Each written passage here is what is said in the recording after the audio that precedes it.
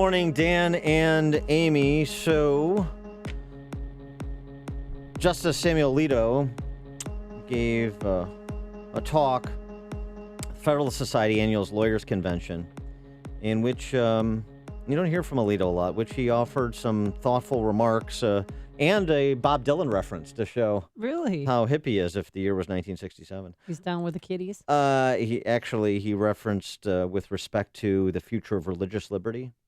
He said it's not dark yet, but it's getting there, which is a reference to Bob Dylan's 97 song. The bottom line is clear. Washington would rather have no pharmacy than one that doesn't toe the line on abortifacient emergency contraceptives. That was from an Alito dissent on the matter of individual pharmacists being required to distribute contraception over their private religious objections. This is where Alito's coming from, and that's what he was referencing generally when the topic turned to religious liberty. We're going to get another justice like Samuel Alito, who is concerned about the fault lines that threaten freedom of speech and religion, who is concerned about, for example, the staying power of the Citizens United decision, who is concerned about the fourth branch of government now, the administrative state, making rules that are codified into law that extend beyond the legislative authority granted Congress, the executive legislating from the Oval Office going around Congress, as this president has. What kind of nominee can we expect from Donald Trump, and what are the options?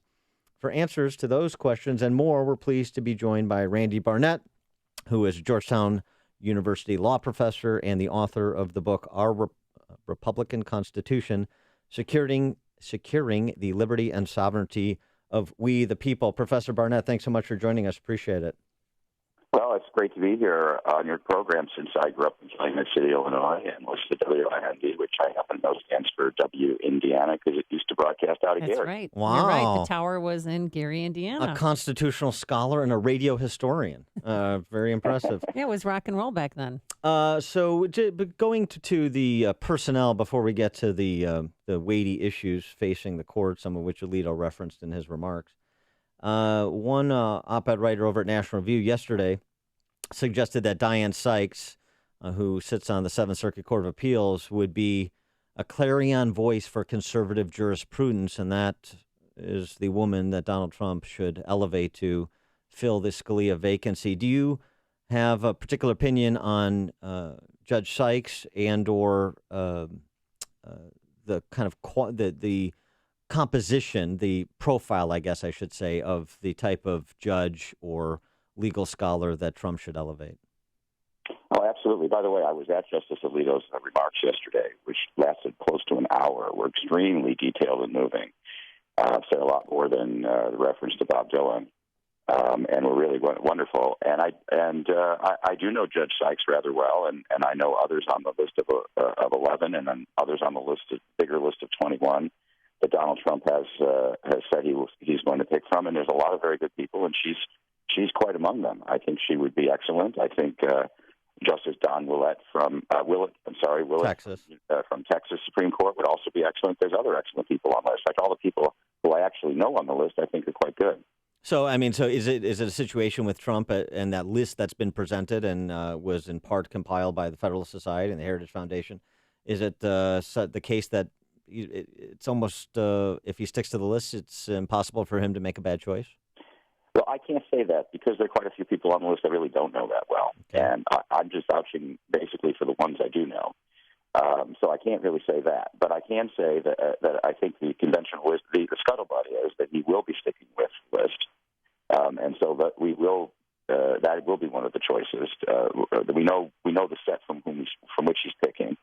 And to answer your earlier question, the kind of justice he ought to be picking is a justice who's committed to the enforcing and interpreting the original meaning of the Constitution's text, and that is the meaning remaining the same until it's properly changed by amendment.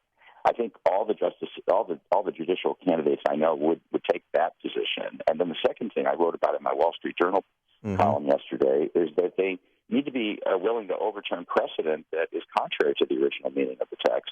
And there's where I don't really know where all the candidates stand. I don't even necessarily know where all the people I know stand on how much weight they're willing to give the decisions of prior dead judges over that of the text of the Constitution itself. And finally, the last characteristic a justice needs is the intestinal fortitude and courage to stand by their convictions as to what the Constitution means and not be bent and intimidated by seeking popular approval from the left or anywhere else.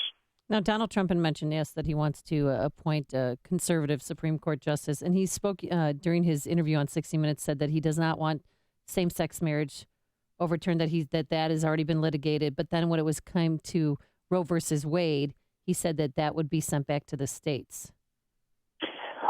What he has said, and of course he's not a lawyer and he's not a constitutional lawyer. We know what his background is. What he's basically said in other forums, and I think he was alluding to in the 60 Minutes talk, is he wants to pick a judge who's going to enforce the Constitution, and then the chips will fall where they may. And I think that he may think that the chips are going to fall where they may, in the sense that states are going to decide the abortion question, not the federal courts. Mm-hmm. And the chips may fall where they may, and that is that the same-sex marriage decisions are not going to be overturned. But first and foremost, presidents, whether it be Hillary or Donald Trump, should be picking justices based on their views on the Constitution, not based on their views of individual cases and controversies that may come before the court, be it abortion, same-sex marriage, gun rights, or anything else. They should be going based on what the meaning of the text of the Constitution is first, and let the results fall where they may. And that's exactly what Scalia did. And you write in that op-ed in the journal that you mentioned, the Wall Street Journal, that Scalia insisted that judges seek the public meaning of the text at the time it was enacted, and that is different than the approach of divining the framers' intention, as Bork had advocated. Is that yes. Right? So just distill that a little bit more for us, the difference between those two approaches. Right. I mean, when originalism was just getting going as a particular approach to constitutionalism, people who were instinctively attracted to it talked about the framers' intentions a lot. Did the framers intend this? Did the framers intend that? But in the 1980s, that's a long time ago already, Justice Scalia urged to move away from that view to the view of the original meaning of the words of the text in context, not the intentions of the people who wrote them, but what they actually put down on the page. That's what governs us, and that's what governs the government itself as law. And that's what the court should be concerned about, not what the framers may or may not have, how they may or may not have wanted to handle issues like gay marriage or anything else. When it comes to the whole confirmation hearing process, and frankly, even the assessment before a nominee is offered for Senate confirmation, is there anything we've learned from Republican presidents who've nominated Supreme Court justices that turned out to be very different when they got to the bench than they were thought to be when they were leveled up for consideration? So how should the assessment be done so that you don't have the situation of, for example, John Roberts, where I would suggest that one of the qualifications you mentioned of not succumbing to public pressure was John Roberts a case study in succumbing to public pressure with respect to his Obamacare decision. And so whether you're a United States senator or you're the president of the United States and you're part of the assessment team before a nomination is decided upon, what have we learned? Absolutely. What we've learned is we should have no stealth candidates. I can tell you as a law professor who defends originalism, I have to defend my view in print and in public with my colleagues, with professors from other schools, with my students. I'm out there. I have to defend myself. I'm a known quantity.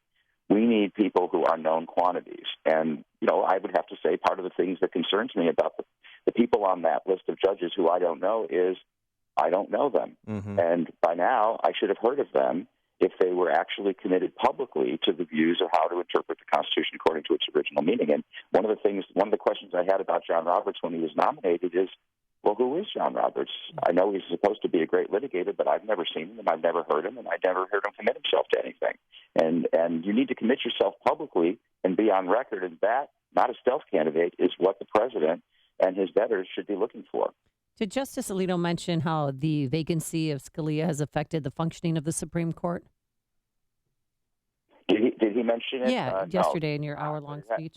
But so far as we know, it hasn't affected it. There's been just a very small handful of 4-4 decisions by the court, and some cases have been turned away because I think the court doesn't think it has a majority to decide a case. But, it only hears a very small fraction of cases. We have lower courts making these decisions, and most of their decisions don't get heard by the Supreme Court. We've done just fine. We will do just fine, and there will be a new justice on the court soon. Yeah, I like the description that you provide, the idea that we should be looking for a known quantity rather than a stealth candidate, because this is usually put through the political prism. Let's have somebody that has a thin record so they're more difficult to attack during the confirmation proceedings, and so focusing on the politics of it rather than focusing on the substance of it, what a Supreme Court justice appointed for life will do. That is an important distinction that you make, and I appreciate you making it. With respect to Alito yesterday, too, hour-long speech focused, at least the reports are, on basically individual liberty, both in terms of expression and religious liberty. As somebody who was there, any big takeaways from the Alito speech that probably were not covered properly by the D.C. press corps? No, except that I think that his colleagues have been chastened by his death. That is, I was actually on a program with Justice Alito at Georgetown shortly after Justice Scalia passed away, and he was quite shaken, emotionally shaken when I saw him, as frankly was I. And I think they've been invigorated by the need to fill his shoes. I think as long as he was the big dog and he was the one that was drawing all the attention, I think they could be content to sort of lay back, let him draw the heat, and they're going to be sort of studious and quiet.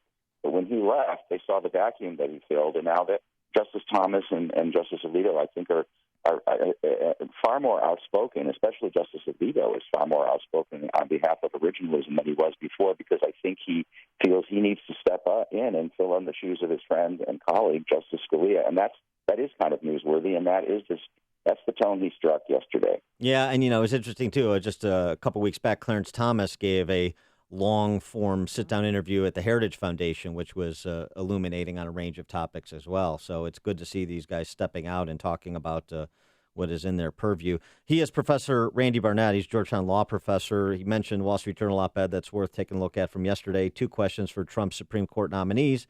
And he's also the author of the book, Our Republican Constitution, Securing the Liberty and Sovereignty of We, the People. Professor Barnett, thanks so much for joining us. Appreciate it. It was a pleasure to be on WIND. Yeah, there you go. And thanks for the plug. Yeah, and he joined us on our turnkey.pro answer line.